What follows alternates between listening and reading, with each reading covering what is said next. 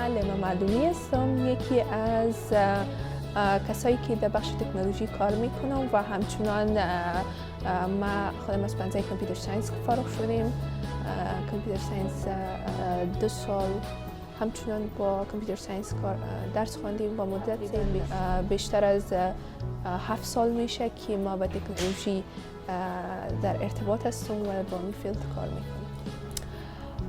خب تکنولوژی یک رشته است که در حال پیشرفت است و در حال است که یعنی مردم در تمام جهان به این رشته بیشتر توجه دارند و یک رشته در حال پیشرفت است. اما چون نظر به اینکه در افغانستان هیچ خانمایی در این رشته کار نمی کنند و خانمایی که با تکنولوژی کار کنند و یا در تکنولوژی باشند تعدادشان نظر به آقایان بسیار کم است و همچنان یک رشته هست که علاقمندی در تمام جهان به این رشته بیشتر است.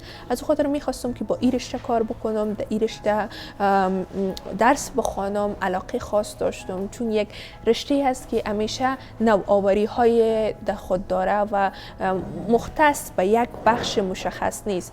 باید همیشه نوآوری های باشه، همیشه چیزهای نوی را در این ما میبینیم. یگانه مشکلی که خانم‌ها زیادتر به این رشته علاقمندی ندارن اویی است که محیط سازگار نیست، محیط مساعد نیست برشان. محیط همیشه مشکلات خود داره. نظر به تجربیاتی که من داشتم وقتی که من در بخش تکنولوژی کار میکردم و میرفتم وقتی که به خاطر اینترنت و بعضی چیزها همراه آقایان گپ میزنن، یک چیز بسیار حیرت آور بود برای اونا که یک دختر چطور میتونه در بخش تکنولوژی در بخش‌های ازی کار بکنه و اینا را یعنی در بخش تکنولوژی کار بکنه و چطور یک خانم میتونه که اینترنت فیکس بکنه یا یگان مشکلات دیگه که از اونا را چطور کار بکنه. یک چیز بسیار زیاد حیرت آور است براشون و اونا وقتی که یک دختر میبینن که در این بخش کار میکنن میگه که یک مفکوری در ذهن همه آمده که تکنولوژی مختص به آقایان است و یا تکنولوژی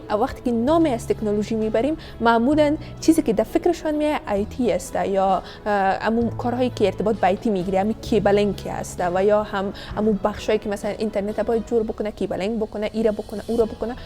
این چیزایی نیست که یعنی این بخشی از کامپیوتر است، اما کامپیوتر ساینس اصلا مشخص این نیست و اینمی مفکوری اشتباهی در بین از اون آمده و یا هم بیشتر ایره فکر میکنن تکنولوژی را مختص به آقایان قسمی میدانن که میگه یک دختر نمیتونه سر بام بالا شوند.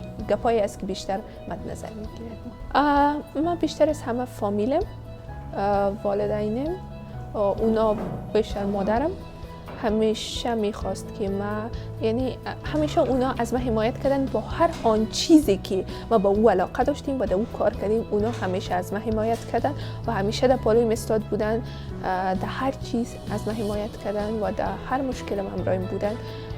بیشتر میتونم بگویم که وقتی که یک دختر خصوصا حمایت از فامیل خود داشته باشه او میتونه که بسیار به جاهای بلند برسه. یکی از بزرگترین مشکلاتی که خودم داشتم وقتی که من خواستم که یک لپتاپ خوبتر برام بگیرم، اما توانایی اقتصادی از او من نداشتم که من او را بر خود بگیرم و به بسیار مشکلات متونستم که او را با خود بگیرم که یکی از مشکلات و چالش هایی بود که من داشتم. یک مفکوری غلطی از کامپیوتر ساینس در فکر همگی آمده. کامپیوتر ساینس فقط آیتی است در نظر همه.